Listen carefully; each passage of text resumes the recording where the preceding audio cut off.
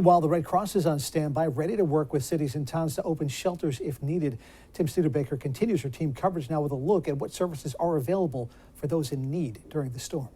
As a winter storm bears down on southern New England this weekend, the Red Cross is in full swing, preparing to help cities and towns open shelters on a moment's notice if needed. Roger Dunn is Senior Director of Disaster Cycle Services with the American Red Cross in Rhode Island. We have lots of volunteers for Red Cross that are right now in the process of preparing in case we need to open shelters. That includes getting supplies staged where they need to be. Making sure, some of the volunteers are rearranging their schedules to be available. So there's a lot of behind the scenes things that are happening at this point.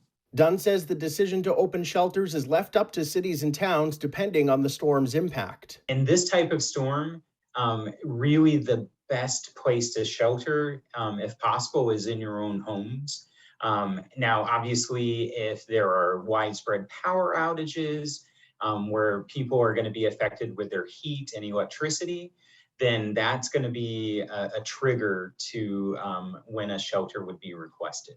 Dunn says if a town requests to open a shelter, that request goes through the state's Emergency Operations Center, and they're able to get up and running very quickly. Usually within an hour or two, we've got people at the shelter, and our volunteers at the shelter getting everything set up and ready to start accepting people at the shelter.